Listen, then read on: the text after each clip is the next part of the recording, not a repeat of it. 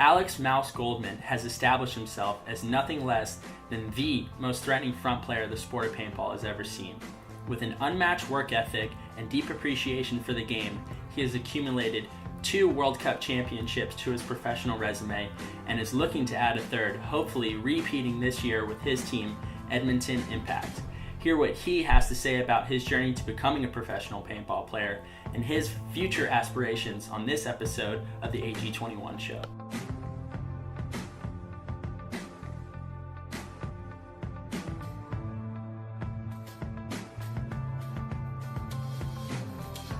Yo, what up, everyone? Welcome to episode 4 of the AG21 show. I'm here with my big bro, Mr. Alex Goldman, aka The Mouse. What's up, dude? Appreciate you having me, dude. I always enjoyed talking paintball and just hanging out with you. So Absolutely. We're at your place now. We're in Dana Point. This is cool. You tell me about living here, how you're enjoying things. I moved here in the beginning of the year, March, and I moved in with Steven Pitts. If some guys probably know him, some don't. He played for Aftermath, Ironman, some good teams. And it's been awesome, dude. We're right down the beach. Weather's been good for the most part. You drove down here today and really hot, but yeah. It was 100 today. Yeah. We've been sweating, so. And tell me about World Cup. What was the preparation like this past weekend? Yeah. How's that been going with Impact? Actually, we had a really good practice against DMG. I think it was a mix of DMG was having a tough weekend and then us just really on fire going into this prep for Cup. Everybody looked solid. Little Brandon had like a hamstring injury, but everyone's healthy for the most part. Yeah, fragile Brandon. But no, I mean, man, it was, you could just feel it. Like, and I'm sure, most of the pro teams out there, they're going to step it up a notch. But for some reason, it was just, we already were in tournament mode going into this practice. And, it'll be interesting when we play X Factor this next weekend. They're going to give us a pretty damn good look. They always do. And are you going to San Antonio? Staying there? We always that's been our schedule all year. Is we'll fly to Sacramento and then do drills and practice DMG, and then the weekend before Cup we'll go to X Factor's field. They have a phenomenal field, turf. Alex Martinez always hooks it up, and they're just really good guys. So yeah, awesome, man. Yeah. All right, well, you guys sent in your questions via Facebook for the Mouse and also Instagram, so I have those compiled here. And you ready to dive into them? Let's do it. All right, let's do it. So the first question we have, this is Joey from San Francisco, and he kind of wants to know, like, in the beginning for you for paintball, what was your first opinion of it when you first played? Dude, I was terrified. Like most people, birthday party, 14 years old. And like before I even knew about paintball, I know you get bruises and it hurts. And that's how most people think before they even play the game. But for some reason, pulling that trigger and aiming paintballs at someone is just, it never ends with how fun it is. So 12, 13 years later, I'm still at it. Yeah, well, so talk to me about that. I mean, you played, you had fun. Of course. You were terrified. Yeah. But, there's a trophy right here, and it says Goldman, world champion on the back of that jersey. So, like, when did you say, like, hey, I want to do this as a... So at first I didn't know you could play tournaments or there was even a professional level of the game. I thought it was just a hobby. People just go to their local paintball park. And I would go out there every weekend with my friends to SC Village in Corona. And, we were just having fun doing it. Yeah. And then, like, within the year, we decided to make a competitive rookie amateur team that played local events. We sucked. We lost every game, I think. Shortly after that, it's good to build character. It didn't discourage me. I still was having fun with it. Yeah, it'd have been nice to win a game or something. I don't even think I shot a body, but regardless, Hinman, he had talked to like LJ from. He was on Legacy at the time. He played for Ironman too, and Dynasty. He always talked to him, and I was good friends with him through high school, and so that was kind of how I had my in. I was getting better. Again, I played 1 or 2 tournaments before I even met Hinman, but dude finds me at SC Village. He sees me grinding out there, and he is already starting to form this Aftermath team. Bunch of young kids under the 20s, wanted to play PSP and all the competitive leagues. And he approaches me. Like, nice. We play against him one game at SC Village, and he comes up to me like, "Oh, Alex is playing some good paintball." I'm like, "What?" That's a dynasty player. Like, first of all, how does he know my name? And damn, he noticed, like, I'm playing good. All right. So then he comes up to me in the parking lot, and I'm podding up, like, at my mom's car and shit. Yeah. So I see him coming, like, all right, just that cool. Like, is he pissed I just played on or something? What's going on here? So he's like, hey, I'm starting a team. This is what's going on. If you want to come do drills right now, come through. And then I did, dude. We were playing one-on-ones. I didn't even know how to shoot left-handed. It was the first thing he taught me. He's like, hey, you got to, learn how to shoot left-handed. It's just one of the fundamentals. Fake it till you make it. Sure. I hadn't had anyone really teaching me paintball yet, like the fundamentals or even how to think in a game. Mm-hmm. It was kind of all just trial and error through how my experiences. So, I mean, I was scared for my life, bro. And again, though, I'm still having fun. So that in the end, that's what matters when you're doing anything. Right. So then we go play games, and he's like, "You're going center 50 if it's hot." And I'm pretty sure he told the other team to go there just to see what I'd do. It gets hot. Someone yells, "It's center 50." I go stab the dude, and I think I got like somebody else too. So he loved that, and I was on the team.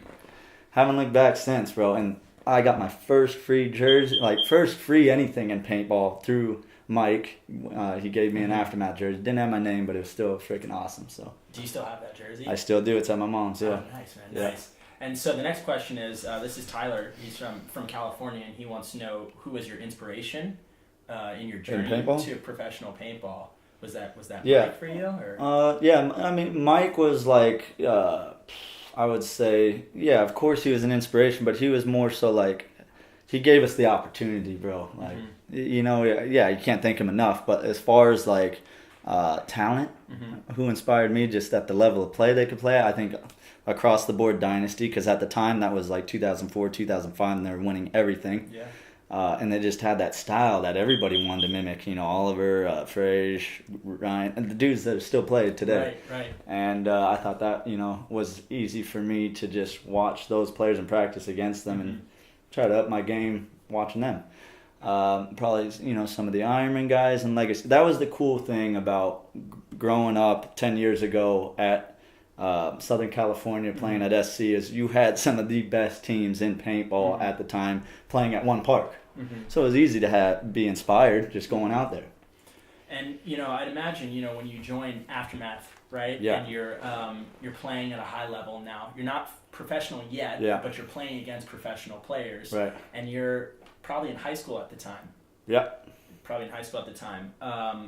This is Turner, his next question, and he's from Stuart, Florida, and he wants to know, at what point did you decide to make a career out of this? I think Aftermath, like right when I got, it felt like I was a new rapper on the scene, and I just got signed to my first record label, and just everything started unraveling from there. Winning tournaments, practice against Dynasty in their prime, like moving up the ranks quick, and I started to understand just how to think in situations in paintball. Of course, the fundamentals were coming with it because I was playing Saturday, Sunday, 7 to 5. Damn, and people don't do that grind anymore. That's a lot. And I'm thinking nowadays where I'm at, like I need to get back to that, and I've been working, Absolutely. So yeah. That all happened very fast. Hell yeah, dude. So yeah, as soon as I got on Aftermath, for sure, I was like, I'm full aboard with this thing. Let's go as far as we can with it. Before that, the only reason I was unsure about it is because of financially. I didn't have sponsors or him, and God bless him, to pay for most of it. But yeah, so there was a time where I contemplated, can I even afford to keep doing this? Because asking my parents to pay for everything, I just was a little uneasy. Yeah, absolutely. Yeah. And I've told you this before, but I'm around 2007 when you were on the Los Angeles Ironman. Yeah. That's your first professional team, Right? Correct.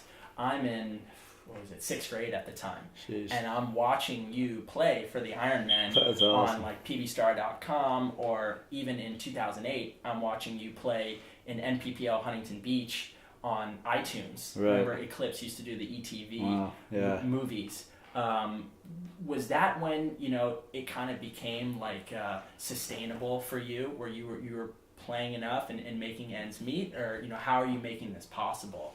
doing the full pro circuit on those teams? I was getting a little cash flow on the side when I went pro. Not a whole lot. I was just getting by, but that didn't matter to me because I was just so focused on the game. And I'm young, dude, like 17, 18. You don't need much in life, you know? Absolutely. Just give me 3 meals a day and cases of paintballs and I'm ready to go. Like, I didn't need much.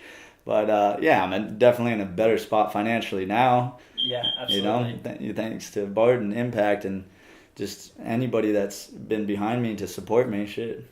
And when I used to go to those tournaments back then, it was massive. Right. You want to talk about how the tournaments used to be back then? Right. There used to be a lot of people at World Cup in 2007 at Disney Wide World of Sports. You know what I mean? Dude, I think about that all the time, and I can't put, like, an actual answer on why it looks bigger back then, and the vibe too. I don't know. I think just maybe because I was younger too, so I just had a different look on going into events. But you know, people do say though that paintball's back on the up. Yeah, it is. And I definitely think it did a spiral downward when the economy hit. So that's tough, but I think we are looking up, you know. We didn't have a webcast back then. I think that's awesome now to be able to watch plays and watch the game. And I think the statistics that were run for this upcoming World Cup was around 400 plus teams, right? Which is kind of comparable. See, I don't know if they count like the 2-man teams though, and you got to think like those 2-man teams probably on Expo or 5-man teams. So yeah. You kind of doubling up in numbers. I mean, again, that's great, but everything evolves. Right. And so let's talk about this though, because Brett Torrens, he's from Florida. He wants to know, what was your best moment in paintball? I'm sure you've had, you're a very successful player. You've had a lot of those. It's tough to pinpoint one. I think. I mean, of course, it had to be early on. Either. The first thing that comes to mind is Jacksonville with Aftermath, the first 7 I remember that. Dude, because it was such a war. Listen, Gray, prelims you had to play, I think, 8 games. If you made it out of that, then you went on to quarters. This is MPVO, by the way, 2008. Once you went on to quarters, that was another 8 games. Then they'd take the top 4 from there. Now you're playing best out of 3 in the semis and then finals. Yep. But only got harder, of course. We played New England Hurricanes in the semis and went to one-on-ones. And I played the last one-on-one to either advance or... How old were you at the time? 18. 18. Yep, 8 years ago. Then after that, we played Ironman in the finals. Your old team. Exactly. So there was that rivalry, and then the war to get there is just so much. Yeah. And then also we brought on Chris Lasoya that event. Okay. Dude was just balling out of control, man.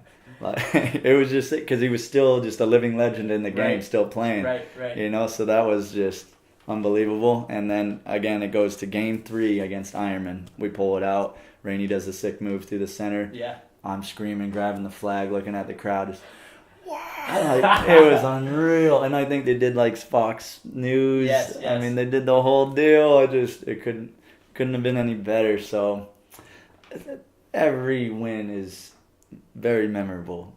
But Jacksonville 2008. Yeah, it's just the first one that comes to mind. But then after that, this last World Cup. I mean, let's talk about that. What was that like? Dude, it was so weird. Like, so every game, I think I got a lot of playing time just because I was communicating well to J-Rab and just across the board. Then we get to finals. I don't know if it was because I was just like so in shock of finally like another. I hadn't won a Pro World Cup since 2007 with Ironman. And I know some people will go a whole career not winning one, but I hadn't even fathomed the thought of like winning another one until right then, just because I just hadn't put myself in a position as far as the team I've been on or just gameplay, whatever the case was. Right there, I realized, okay, this is the chance to win another one. So I don't know. I like went on full mute. Like I probably said a few words the whole match. I remember at one point it was 2-on-1, me and Keith versus Kirill. Kirill's on the Dorito side. I'm in the Doritos. Keith's in the Snake. Keith's yelling, Mouse, where's he at? I literally look at him and I just point like B side. I don't even say anything. But for some, and it's not good. I'm not saying it just was it's so funny, but that just shows like how dramatic it was for me. I couldn't even talk. I could hear my breath, everything.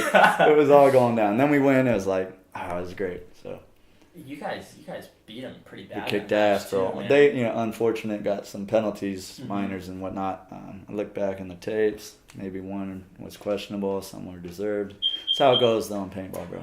And you won World Cup before with the Ironmen in 2007. Yeah. And then you win with Impact in 2017. Exactly, 10 years That's later, 10 bro. years. Can you talk to me about some of those World Cups in between, those Yeah, two? so what's the next one? Because, look, in paintball, we consider this the Super Bowl, right? Oh, like 100%. you're Everybody judged. talks about it the most. Yeah. There's just a lot of hype right before it. It's No, 100%. It's definitely treated like that. I think the next seasons after that was on Aftermath, and we were that new pro team, so nothing was really expected of us as far as winning. We had some good flashes of it, like mid-season, Chicago's, and those, towards the end, but we just, you have to be in just a different level when it comes to cup because everybody brings their A game. right. And I just think lack of experience, we just couldn't even get to, have a chance at some of those cups. And then I think I missed one or two of them. Then I played for Infamous, totally dropped the ball. That was in 2015, 2 years ago. We didn't even make Sunday. That one hurt. And then after that, Impact, we win it. And then this one coming up, I feel good about it. So Good, man. yeah, Well, we play you too. So. Yes, we do. Yes, we do. Definitely. It'll be a good one. We played you last World Last Cup. year. You guys always give us a good game. Yeah, so. we lost by I ain't going to one talk that shit match. yet. Yeah. On the field we will, though. Yeah, for sure. I'll make sure to look you in the eyes. There it is. I'll have a tent so you won't even know I'm looking for. All right, let's flip. Let's transition. Yeah. So we talked about your best moment, and you said Jacksonville 2008. Right, beating the team that you left. That was a really good feeling. Sean from Toronto, he wants to know, what was your lowest point in paintball? Ooh, that's a good question. And how do you cope with defeat? Man, fortunately, I haven't had too many heartbreakers in this game. I've had a scare. Couple of them. Ironman, I had a leg injury, and I was in some of my best shape, bro. Was hitting the gym hard. Diet was on point. This was the second time around you played for Ironman? Yeah, so 2014, recently. And I had, I still don't even know because I didn't go to a doctor for it. I just thought, meathead, I could flex it out. Yeah. I think it was a combination of working out, overtraining, and then going right to tournaments, and then probably not properly warming up. So it's kind of a blessing in disguise because now I warm up so much more and frequently. I pulled or tore something in the back of my knee, bro, and I had to play the next 2 or 3 tournaments through it because I don't know. You can't miss a tournament. Right, and maybe that was a little selfish. Maybe it wasn't. And that was a tough one to deal with. I'd be this is when I was living at my mom's, and dude, I'd be every day ice bath, stretch, and I couldn't work my legs out. I know people joke I got small calves, but I do leg workouts twice a week. I couldn't even touch it. So I definitely got a flash of how it could be if I didn't have my physical attributes. That's for sure. So that was a scare. I got lucky, and I had the same injury on the other leg in the beginning of this year. Recovery was a little quicker just because I took it, I think, a little more serious, and I let off it a little more. And I think it helps too. This team's more pocket-friendly team, Impact, and I've had to change my game as far as the pace. So that's helped being less injury prone. And so other than that, dude, I'm again blessed. I haven't had any really heartbreaks in paintball. Well, it also lets you know you only got one body, right? You definitely got to take care of it. And how much I rely on it, bro. Yeah, absolutely. Because it's gotten you this far. Exactly. But also, there was a process that went into being in peak shape, and that's where I want to transition into this next question. This is Travis. Okay. He's from Michigan, and he wants to know, how do you gain the ability to be in peak performance, and how do you do things like speed training and get ready for paintball? Yeah. Anybody starting out with working out and stuff, they'll always ask me advice or how I got to where I'm at. The one thing I always see is someone will go hard with it within 2 weeks or 6 months. It does not happen overnight. This has been a working process for me for nearly 10 years, and I still find things I'm not happy with. it's a process, and it's a never-ending process. I think that's why people fall in love with it, because they see the light at the end of the tunnel of like the perfect pictured body that they want, or just increased speed, whatever the case is. But it's something you always have to work towards, and that's something I never get bored with. Like, some people that the gym is a chore for them. For me, it's an everyday thing. I don't even question it. Yeah, I mean, it's trial and error, because I could tell you one thing that works for me. Everybody's body's different. So I think you can help him out and even help me out, because, I see you once upon a time when you're playing for Ironman and you're an 18-year-old kid. Mm-hmm. You were kind of like a skinny kid, you know what I mean? You weren't like, the biggest kid or maybe the fastest kid. How did it start for you, getting into fitness? What type of training were you? Sorry to cut you off. No problem. One of the most important things that people overlook is dieting. Whether it's the next question. Yeah, clean eating, healthy diet, whatever the case is, and also putting the right amount of calories and nutrients in your body. Mm-hmm. I mean, people will be so surprised if they go from eating fast food on the regular to just buying groceries and cooking their own food. Just that alone, the energy level changes, and it's like a life high, really. And there's a lot that goes into that. So that's a dual question right here. Yeah. So let's break down the actual training. Okay. Take me through some of the training you do. Okay. And then the next question is Justin from Tampa Bay. He wants to know, what's a professional paintball player's diet like? Okay. So first one, training.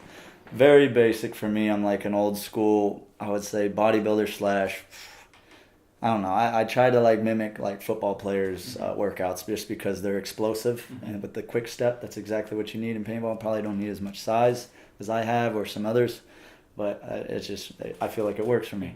Mm-hmm. Monday through Friday I have split body workouts. I'm hitting a different muscle group each day. I don't think it's like one specific thing that I'm doing different. I just think it's my work ethic, bro. Okay. I work my ass off. I'm not kidding you, bro. I realize I'm fortunate enough to just play paintball and not have to go to a 9 to 5. So for that, I know I can go right home after my workout and go take a nap or go ice my body, whatever the case is. So I put my body through hell every day. And with that, I support it with a healthy diet. All right. Easier said than done, but if you do it consistently, you'd be a beast. I'm telling you that right now. And you've told this to me before, this magic recipe. There's no magic to it. But very basic. But the diet though. Yeah. There's a formula. So yeah, I'll just go over it break that down for on Justin. a surface level. Like today. A day in the life of the mouse. Yeah. Or Mighty Mouse now. Mighty Mouse. So each meal, I always try to have protein, carbohydrates, and either fruit or some type of greens for vitamins and nutrients, and to help break the food down. Morning is always egg whites with regular eggs and whatever type of carbohydrates you want, oatmeal, almonds, and then after that, I usually rest like 30 minutes to an hour depending on how I feel, then go hit that gym hard as hell. After that, like most people know, protein shake, banana, apple. Again, so you just worked out your body. First thing your body needs after a workout, you just exerted all your energy. You need carbohydrates and protein. Most people think you just need protein. No, you also need the carbohydrates to put that energy back in your body. So that's why I do the fruit and then the protein shake.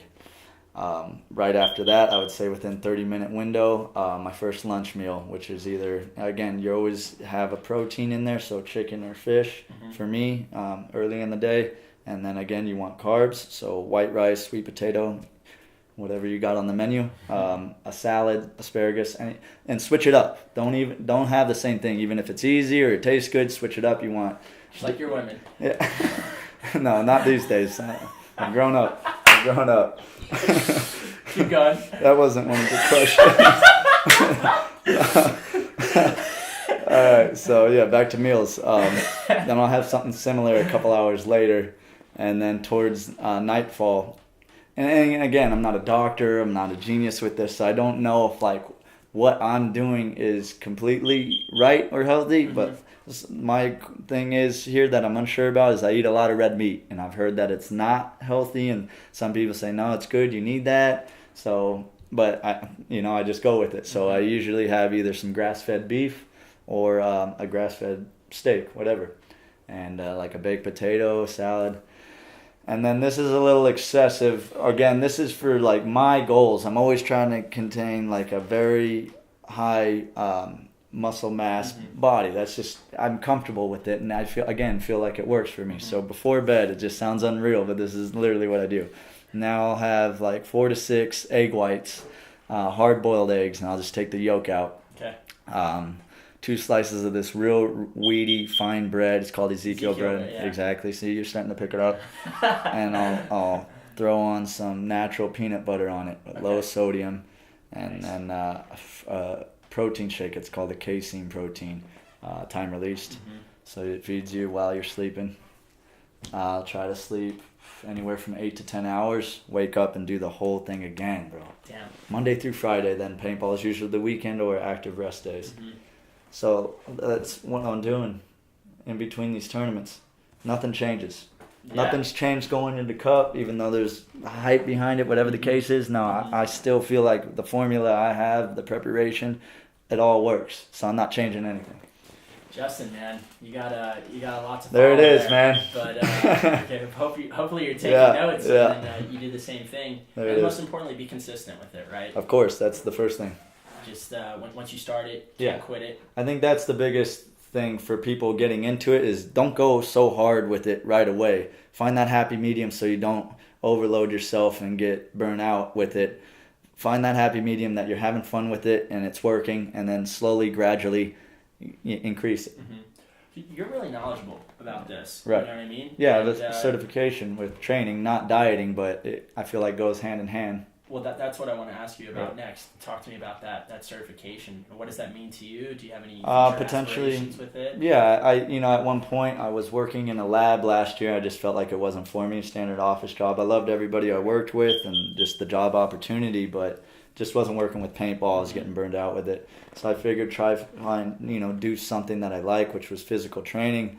Got my certification, but it wasn't that I'm lazy about it. I haven't made time to do it, and that's what it gives you, is an opportunity to find a job to be a physical trainer or start your own business. I mean, so there's opportunities there for me to be certified, but it was just kind of like a stepping stone for me, Good, just man. to show that I can prove my knowledge towards absolutely. the gym game. So And all right, next question. This is kind of like a reflection question, but this is Zeb. He's from Princeton. And he wants to know, how old do you want to be when you hang up the cleats? Yeah, that's a good question. So, I've had this talk before. I don't want to be at the age where someone has to cut me because I'm just barely surviving on a team's roster. But I don't want to retire too early where people say that dude still has it and could continue to play. So that's going to be a tough call. I don't think you can put like an age number on there. Probably just start going off how my body feels. I still feel healthy. Again, I had that injury scare in the beginning of the year. It'd probably have to be like a serious injury that takes me out of the game at this point. Because even after I play, I definitely want to be a coach. So I'm gonna get to the coaching in a second. Yeah. But so at this point, man, you've been crushing it for a long time. You've been at the top of the league for a very long time. You've been a force to be reckoned with. I want to know, how do you still find motivation in doing, doing this for such a sustainable period of time? I'm still having fun with it. Okay. And it's so highly competitive right now with all these pro teams. And that's what makes it fun, is the level of play is getting upped every season, every tournament. So, dude, I'm a competitor. I'm an athlete. Like, I love challenging myself, so... Have you ever thought about maybe modifications that need to be made to the sport? Because you've played, many different formats. You've played 7-man, you've played 3-man, 5-man. Yeah, it's funny how everybody has a different perspective or just thought on how the game should be played or displayed for us to finally get out there. But I don't know if there is a right way right now. I think we just need to stick to one format and go with it and go all in with it. I think we've done a good job with the commentators, Maddie, Todd, Nick, and all of them. Even you at one point. the filming is good with the Go Sports. I think stats are huge to show that they're, who is relevant in the game, whatnot. I don't know like one specific thing that could change it for us right now. Maybe find a way to increase the grand prize for the pros. Okay. If we can get like 50 grand or 100 grand in there, I mean, people risk their life for the, and that's not even asking a lot. Right. And I know there's a way to take money from where it's being made somewhere in this game or industry and put it towards that. Right. Do I know the actual answer? No, but. So then let me ask you then, because you and I both, we dream about paintball all the time, right? If you don't dream about it, that's like, why are you doing it? Yep. Do you have this dream of paintball? Because look, the way I look at your work ethic, I look at your work ethic as a professional athlete. Right. Right? And professional athletes in any sport that you see nowadays, like they get compensated based off, the following that they do create.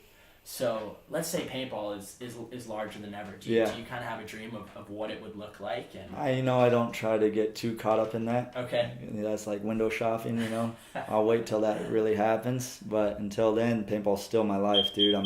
My roommate Steven Pitts was one of the best pros in the game at one point. I talk paintball with him every day. I'm watching film every day. Mm-hmm. I just pick up my gun just to pick it up every day. I mean, dude, everything I do, I've realized is involved in paintball. I play video games. I'm thinking like paintball games in a video game every day. Like, it's just what it is, dude. You have to make it your life if you want to be one of those greats. And I guarantee you sit Kobe down, God forbid you ever do get to, they'll tell you the same thing about basketball, whatever their craft is. Same thing. You have to make that your life. Yeah, but you go to these NBA games, man. Like you go to a Laker game. Oh, of course, it's on a bigger level. It's for sure. more than just like the actual basketball. 100%. Yeah, these dudes are talking millions. Show and the audience that's in there. Have you ever thought about like that scale for paintball? Yeah, for a quick second. Then I went back to my Southwest flight, but no. I mean, dude, if it happens, it happens. Right. Either way, I'm always gonna have appreciation for the game and the friends I've made in it, so it is what it is. That would just be another, added plus. Mm-hmm. But again, until that happens, I'm not in a daydream thinking about that all day. So. Well, I am. So. Yeah, and I hope it happens for me or you or both of us. But again, I think it's the lack of knowing what it's going to take for it to get there. Right. So for me to even fathom those ideas it's really irrelevant for me right now. Well, I'll be honest with you. When we play in Europe, it's really exciting there. I mean, it's really exciting in the NXL, but I think like the appreciation they have for paintball in Europe, especially when I go to the Millennium. You're saying like the environment? The environment. It's really cool. I think that's their lifestyle. Europeans, they try to make everything like a party. Like those soccer games are just a damn concert. It's awesome. They go off out there. I just think they have that crazy passion that maybe Americans lack. I don't know. Yeah. But yeah, I think that's the difference. But as far as like the vendors and stuff, I think it's rather the same. And the NXL is buying the Millennium now, so I'm stoked to see how that goes. Okay, so let's transition. This is a question I have for you. Okay. You talked about coaching, right? Yeah. Just Us. That's a phenomenal name, and I like that a lot. What has that experience been like for you, and like what has it taught you? So it first started with like retired ex-Aftermath players, Rory and Derek, and Ryan Martin used to play for Legacy. So it just started with them wanting to play like local events again. So Rory and them came up with that name, Just Us, and I was like, damn, that's a good name. Let's put a team together for you guys and play, one of the local events, Hinman's League, WC. And grabbed that core of guys, picked up some others, Corey Hall from Elevation, semi-pro. And we got third the first event.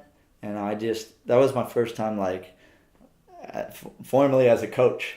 And, dude, I had such a hell of a time. But it's also frustrating at the same sense because you're trying to explain something that and can display very well out there on the field, but it's all up to them. And you can give them the game plan, where to shoot, and this and that. At the end of the day, it comes down to them making those shots and doing their job. But I loved like being the face of the team, and like, man, if we win, I felt like I was a big part of it. And of course, that hasn't happened yet. And then we after that event, we had these kids now, and I've handpicked this group of kids that are gonna be just stellar paintballers, bro, because they're so hungry for the game, and all they want to do is play paintball, and that's where it starts. We went back to a couple questions ago, the love of the game. That's what it takes to just be next level in anything you do. You have to find the love for it, and then just those little things, doing the hard work isn't so hard. When you love what you're doing, right? You're not working. So, but to answer your question, coaching's been a blast. I think it makes me look at the game a little different. I don't know. I feel like a little wiser now that I can say I've kind of coached. But that's another bucket list thing that I want to do, is coach a team to a victory. You know, Marcelo's done a hell of a job. I'm not sure what team it was. He coached a team and they won.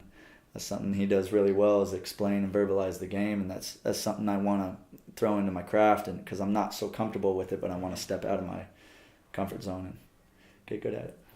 Yeah, it was really exciting being there with you for the That's WCPPL right. tournament. Yeah, I appreciate you helping me. Yeah. And my buddy Luke was playing on your team. Right, and that was awesome. They did well, man. Yeah. And it was it's cool coaching a team. You know, it gives you a whole different perspective. So that's the thing, though. It's a hell of a time when they're winning, but it's take it personally. It's so frustrating if you're not winning. And then I don't know. I grew another appreciation for Dave and Barton, or just anybody that coaches now. It's tough. It's definitely tough. Absolutely.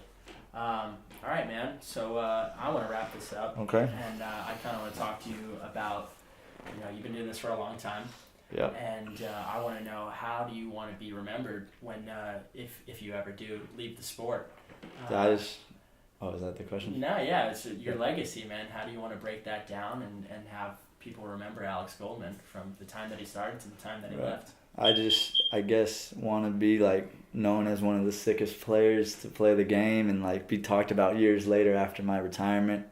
I think, again, I'll still be involved in the scene, hopefully coaching or working in the industry one day, but I just want people to say that dude was doing it at the time he was playing. So yeah, that'd be sick. Hell yeah. Yeah. And I want you to leave all these viewers with something, and just the best piece of advice that you can give them moving forward, whether it is they have a paintball career that they're aspiring to chase, or whether it's life goals or whatever it is. What advice do you want to leave them with?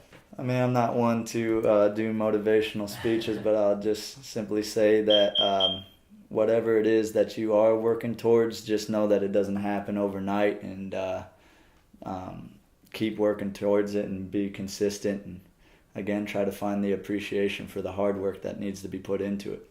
Awesome, man. Well, where can we find you on social media? Instagram, AlexGoldman89.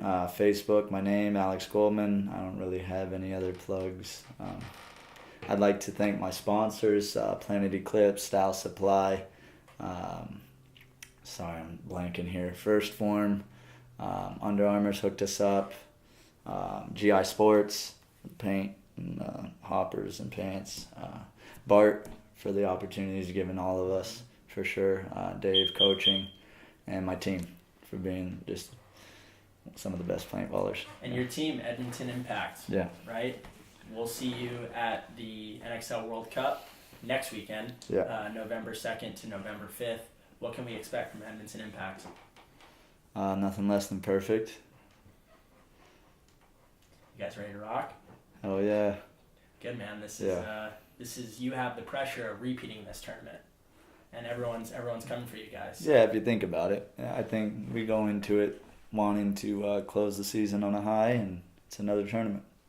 All right. Well, you can find us there in Kissimmee, Florida. We will be there from November 2nd to November 5th. He's Alex Goldman. He'll be playing with Edmonton Impact. I'm Alex Gray. I'll be playing with Seattle Uprising. Look for us there. DM him if you have questions following this AG21 episode 4. DM me as well on Instagram, AlexGray21. We look forward to seeing you there in Florida, and hope you guys enjoyed this episode. Appreciate you having me. Peace out. Later. On the next episode, the 2015 World Cup MVP Kyle Spica stops by to talk about the turning point in his life that led him to earning a spot on San Diego Dynasty and his lifestyle and fashion pursuits outside of paintball.